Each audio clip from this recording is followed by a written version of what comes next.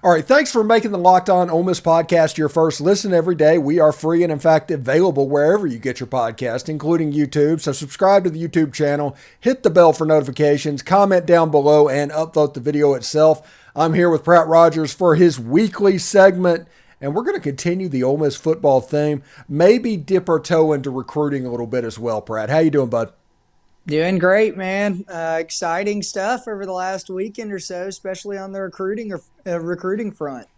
Yeah, it kind of started, I don't know, 2 weeks ago when Jeremy Scott came in and I forget his last name, the kid from Winona, and all of a sudden you're like, okay, that kind of broke the seal on Mississippi kids. Yep. And then they've been going ever since. I was about to say that's exactly how it's gone, and we have been preaching about this Mississippi 2024 class for, gosh, I don't even know how long, Stephen, now probably multiple months of how loaded this 24 class is and how we've just got to capitalize on this. I mean, I was looking today, I think the top 5 players in the state are all on defense too, which is, I mean, just incredible for us, especially with Golding's recruiting prowess and the need for Ole Miss. I think this could be a really special class. Yeah, we'll start off in Pascagoula with Jeffery Rush's commitment. He is a defensive end. He's about 6'1", 260 pounds. He could grow to 285, 290, and end up as a 3 technique. He could be twitchy enough to play a jack position like Sam Williams or even like a Will Anderson or Marquise Hang, the real twitchy defensive end. Or he could be a Marcus Tillman type. And we don't know really what he'll be, but any of those 3 would be good. I agree. And, you know, Stephen, Jeffery Rush has been a guy on Ole Miss's radar, I feel like, for 2 years, at least, maybe 18 months, something like that. I mean, I feel like he's always been a 4-star guy that we've been chasing from day one to fill a position of need at defensive line. Contingent on the site, you're looking at a top 100 guy roughly that every blue blood in the nation is going to be chasing just as well. Like you mentioned, 6'2", 265 from Pascagoula. What just shocked me, I watched 5 minutes of his film and stuff like that as soon as he committed, I guess, this weekend. I mean, the guy has a bowling ball frame. I mean, he's got a huge neck, and it's hard for me to believe that 17-year-olds get to be 6'2", 265 that quickly, but gosh, he is a force to be reckoned with. Yeah, I got to 6'2", 145 when I was a junior in high school. Yeah. Yep. That is also a force to be reckoned with, just maybe in a different league. Yeah. Yeah. Just a minute. I could turn sideways and you would lose me. I was skinny. Yep. Anyway, this gives me an opportunity to break out the Ray Stevens classic line, sleepy little town of Pascagoula. So I'm glad Jeffery Rush is looking at Ole Miss. If we go down Highway 90 to Picayune, Chris Davis also committed to Ole Miss, a running back, an electric running back. We're talking about a powerful running back that is just unbelievably fast, that is going to make an impact on this class. I am pumped about Chris Davis. And if they did not have Dante Dowdle last year, Chris Davis would be a national recruit already.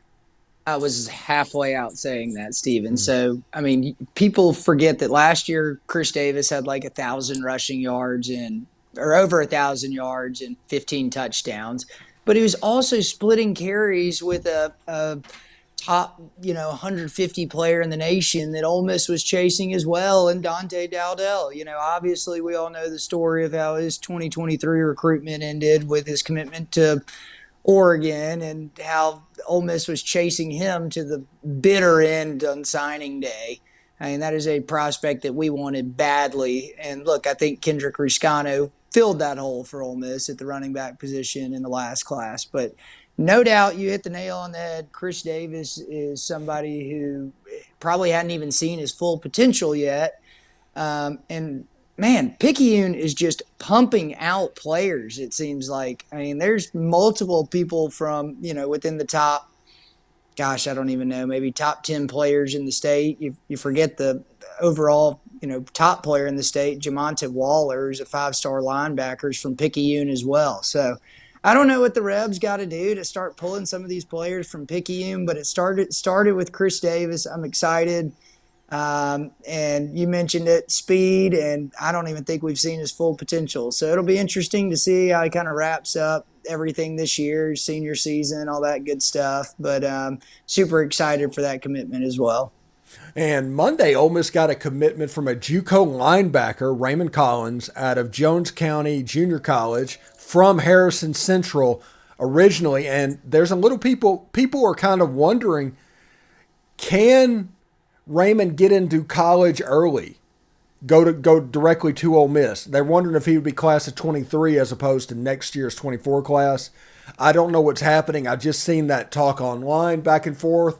But either way, when you put on his freshman film from Jones on Huddle, it pops like crazy. This is a linebacker that's absolutely a big-time player.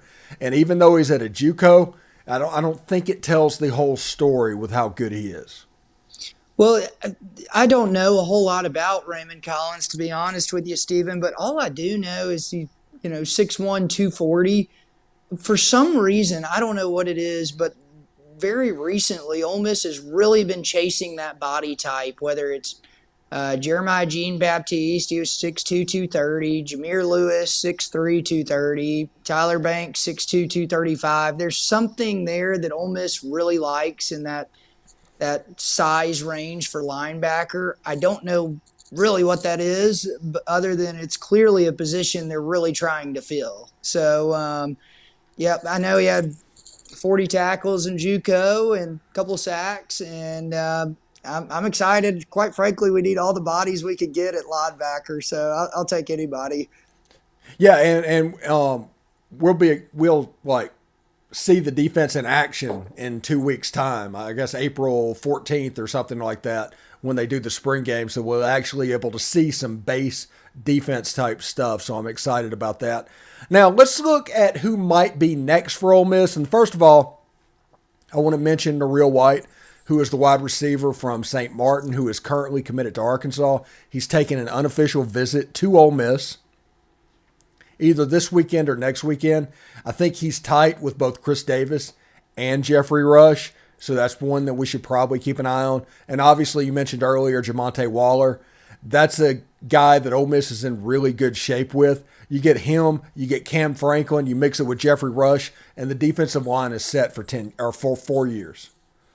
Yep, no doubt. And it's funny that, out of the top 4 prospects in the state, all 4 are on the defensive line or Jamonte Waller, they've kind of got like edge or linebacker, really, whatever. But there's a influx of defensive talent in this class, as we mentioned. You mentioned, look, going back to Waller, we kind of highlighted that Picayune guy as well, that Chris Davis teammates. I mean, that only helps. There's a lot of moving pieces with this, but you mentioned your original question was, who do I think will be kind of next to Pop? I keep saying Braylon Burnside. I feel like we've mentioned him on the last 2 podcasts. I feel like he's 100% Ole Miss, but nothing's happened with it yet. As you know, all this stuff's always fluid and changes by the day, but would love to see Burnside. I feel like he's the target size for what we look for at receiver, just tall, lanky guy with the ability to put on a lot of muscle real quick. I think he's like 6'1.5", 6'2", something like that. So anyway, all that to say, I hopefully think he's the next one to pop. Thoughts? I agree with you. Also, it came out 2025 receiver Caleb Cunningham, number 10 player in the country. Wow. So there's some talent flowing through the state over the next couple of years. Before we get out of here, Pratt, we need to talk a little bit about the quarterback competition. What are you hearing? What are you thinking right now? Reading a few articles that Sanders, quote unquote, is ripping the football, whether it's on 3, all those guys. But everything I feel like everybody had been talking about was how banged up his shoulder was, how he's not going to be participating in spring. And then all of a sudden, just an immediate turnaround on his health, and now he's quote unquote ripping the football. So interesting to say the least. Kiffin obviously keeps all the injury stuff just completely under wraps, doesn't get into the QP contest drama as other people might, whatever. But I was glad to see him throwing the football. I think that's great for Dart's progression. I'd be interested to know if there's any lingering effects on that shoulder, but I'm super excited. Yeah, it should be really cool. Right now, the ranking that I gave this morning on the show is I would put Jackson Dart as number 1, Walker Howard as number 2, and Spencer Sanders as number 3. I've heard Walker Howard is having a pretty good spring practice, even though it's very early in spring as well. But you see national people like Greg McElroy yesterday came out that he expects Spencer Sanders to be the starting quarterback. Chris Lowe has come out talking about Spencer Sanders. There's too many national type people for us to just ignore, but we'll see exactly what happens. Yeah, no, it's interesting for sure, and I will say, no matter what happens, you got to commend Spencer Sanders for betting on himself, because there is no doubt he's bold, got some courage, and he's confident in his ability to go beat out Dart. So you got to give him that. He'd be a great leader. So that's all you know right now. Thanks again for making the Locked On Ole Miss podcast your first listen every day. Make sure and check out our brand new podcast, Locked On College Basketball. Everything you need to know about college basketball in one place. Plus, you can hear from big-name experts, insiders, coaches, and players. It's Locked On College Basketball. It's available on YouTube and wherever you get your podcast. Pratt, thank you very much for stopping by. Look forward to this every week, man. I can't wait to talk to you Monday, bud. Thanks, Steven. See you, man. Take care.